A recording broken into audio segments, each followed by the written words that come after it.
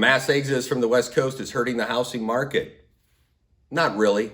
Yes, there's been a net negative migration in the lovely state of California for the last 3 years. In 2019, 173,347 loss. In 2018, migration fell 8.8% from 190,122. 2020, 135,600 left the state of California. So today's agenda, I just want to talk about the migration patterns. I really think you got to look at it and break it down holistically and break it down to demographics, what's going on internally and externally, and then delve into what states are people moving to, and then transition to inflation. The Federal Reserve came out with some information. The Federal Reserve always puts a smile on my face. Just want to touch on a few things with inflation. So with that said, don't leave California. I did a video on it. I'm optimistic about California. Everyone says stick a fork in it and it's done. They're done. We got massive negative net migration. But when you look at it, the negative net migration, it has curtailed and it's less. And yes, I understand we lost a lot of bright minds and companies that left. You have a $100 million company, you can save $13 million. That 13% state income tax is brutal. And you can save that money and reinvest in your company and your people. Why would you want to stay in California? So when we talk about the migration, you have people, let's say on the west side, a family of 4, and the kids need a bigger room. They're doing their homeschooling. They want a bigger yard for the family because they're going to be spending more time at home, a pool, a gym, what have you. So you're seeing people, let's say on the west side, move internally to the Valley, Sherman Oaks, Studio City, Tarzana. You're seeing moves like that from a primary residence. And you're seeing people saying, hey, I want a second home. COVID has really put a lockdown on the state of California. California's taken a hardline stance compared to some other states and outside the country. And people are saying, hey, I want to get a second home in Florida. I want to get a second home in Mexico. I want to get a second home in Ibiza. So you're seeing those movements as well in second homes. I want to get a second home or a full-time residence in Palm Springs. I'm hearing that. So you have the internal migration as well as people leaving the state of California. So what's one way to look at this? Break down a city. I looked at Beverly Hills, for example. It's an area that I cover and keep an eye on it. So right now there's 252 active listings according to the regional MLS, 59 active under contract right now to the tune of $278,326,888. Closed over the last 180 days, 223. Closed over the last 30 days, 56. So does that sound like a distressed housing market? Or some high net worth people moving here? Someone has a house in Montana and he wants a second home, tax break, buys in Beverly Hills. So that's almost $300 million of listings closed. So you're having lower socioeconomic middle class people are moving out, but you have high net worth people still moving in. You're seeing homes 2 million or more. Some deals to be had. There's some price cuts, but stuff is sitting a little while longer in the market, but it's moving. We all know under $1 million, that 250 to 800 sweet spot, you're seeing multi-offers, but credit has tightened up and there's some deals to be had. I know people that have fallen out and got some deals. So you are seeing those multi-offers in certain cities in California.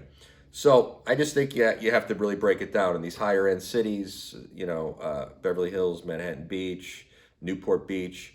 You're seeing some high end sales and things are moving. Things are sitting a little while longer in the luxury market. So to paint it with a broad stroke and look at it holistically and say it's just a mass exodus, I don't agree with that. You are seeing net negative migration. It has curtailed, but you're seeing lower socioeconomic people move to Texas and other states. But you are seeing higher net worth people, some money coming into the state as well. Like I said, I'm optimistic about this state. Sacramento's got to get their butt in gear in the next 2 to 3 years and realize how important entrepreneurship and creativity is. We've lost a lot of bright minds and some great companies have left California, but I'm optimistic. I know a lot of people that want to come back, but they're they're holding right now. And I know other people that wish they could come back, but now they're priced out. I'm happy I stayed. Like I said, we're invested horizontally, 90% outside the state of California, but I believe in deals are coming up and I'm seeing some stuff and I'm keeping an eye on it. And if something comes up, I'm going to pounce. So let's get it together, California. We all need to work together Jealousy is what ruins the world. There's enough for everyone out there. Let's get this state humming again. It's a great state. I believe in it. So with that said, where are people moving to outside of California? What are some hot areas where people are like, I'm done with California? What's the hottest area right now, according to the Washington Journal, Realtor.com? Coeur d'Alene. Anyone ever hear of Coeur d'Alene? Coeur d'Alene, Idaho. It's the hottest area in the United States right now, hottest area in the West Coast to move to. I've spent time in Boise. We're doing something down there. I've been spending a lot of time over the last year and a half, keep my eye on Idaho. And but Coeur d'Alene, I haven't been there yet, but I've been doing a lot of reading on it. I know people there. It's the area as far as beauty. I like it up there compared to other areas, and I'm going to go up there the next couple weeks, 2 to 3 weeks, and take a look. But you're talking mean price now, $476,900, increase of 47% over a year earlier. 1 million plus homes increasing a whopping 12 sales. So stuff that's coming up on market, they're getting over 30 offers. That's great for the real estate professionals there, over 30 offers per home. There's not much inventory. Inventory shrunk in the last year 71% to just 327 homes. And this has helped boost the number of high-end sales. If they can't get a lower-end sale, people are going to pony up.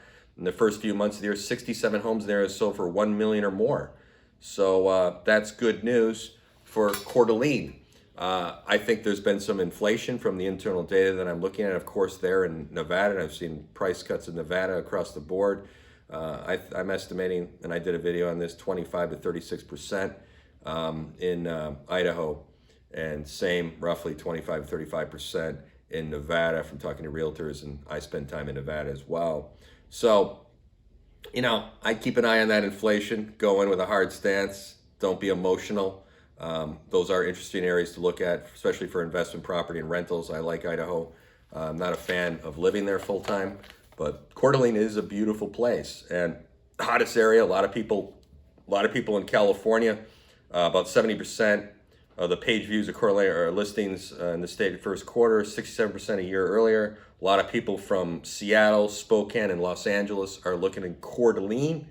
And here's another thing. A vast number of West Coast refugees are fleeing California for Texas.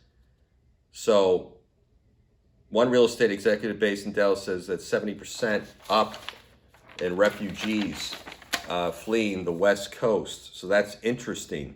Overall, home prices are much higher in the U.S. than they were last year. We all know that. In fact, we just learned that the Case-Shiller Home Price Index has risen 12% over a year ago. So that's good news. Home prices soared over 12% from a year ago, the biggest increase since February 2006, near the peak of the housing bubble, according to the index for February, which reflects the 3-month average of sales recorded in public records December, January, and February. So home sales are up. That's good news. Coeur d'Alene is hot. Austin, Texas is hot. Springfield, Ohio is hot. Billings, Montana is hot. Spokane, Washington is hot. Those are the hottest areas. But Idaho, from people in Los Angeles, they seem to have their eye on that, just like it was in Texas, 5 to 10 years ago. Texas, Austin, everyone wants to move to Texas, but now Boise, Idaho, and Idaho is the hot area to live in, and 3 of those in northwest area as well. So what's going on with inflation? How do we look at this? I just think this is interesting. The Federal Reserve says inflation is very low and there's nothing to be concerned about. There's nothing to be concerned about with the inflation. So what do we look at? Let's look at let's look at used car prices are escalating rapidly as well. In fact, the U.S. Used vehicle price index is up 52% from last year. That's used car prices in the U.S. have skyrocketed as a result of both the country's economic recovery and ongoing supply crunch. The index is up 6.8% in the first 15 days of April. As Bloomberg noted, the index is up an astonishing 52% from the same time last year. And the Federal Reserve says inflation is very low and there's nothing to worry about. So you look at used cars, what's going on? Prices are skyrocketing. Let's go to number 2, the price of gasoline as well. It's jumped over 9% since last month. It's up over 20% overall since The beginning of the pandemic, gas prices jumped over 9% in the last month, and they're expected not to slow down anytime soon. So gas prices are up 22.5% from the previous year. The biggest contributor to overall increase is goods and services. So, but the Federal Reserve says there's no inflation. Do you believe the Fed? I think the Federal Reserve should be forced to shop for lumber if they want to try convincing that there's no inflation. As we all know, and I did a video on this, according to Fortune, the price of lumber has shot up 232% from the start of the pandemic. Home builders, lumber prices going up. So we're looking at food prices are going up, and this is unavoidable. You just can't print to infinity and not have inflation. I'm very concerned about the inflation. I did a video on this full time. I'm not going to bore you with all that stuff, but the Federal Reserve said there's nothing to worry about right now. I do think there's some triggers. You just look at these 3 triggers. There's a lot more triggers of the inflation in the market. And what I'm really, really concerned about is the rental moratoriums. I'm concerned about the forbearances, because there's more forbearances than there was in 2008. Possible defaults. If everyone went into default right now, we'd have a major economic collapse. And when you default on your mortgage, the investors, the bank covers it for a couple months. Who's going to get hurt? Those investors who are invested in that mortgage are going to get hurt, but the bank covers that for a couple months. But there's some pain. We have people that have been in forbearance for over a year. There's a lot of people in forbearance. So I'm concerned about the forbearances and rental moratoriums. You put $4 million on the street, people are renting. You have the landlords, and I'm a landlord, so I know this is a hot button for me, but landlords have payments too, and some of these landlords are defaulting on their loans, and that's happening. It's being hidden. I'm seeing the internal data, so I'm worried about that, and I'm really, really concerned about inflation. And I hope they got some creative ideas there, Mr. Jerome Powell, but some of this stuff is very concerning. So overall, in sum, I'm optimistic about California.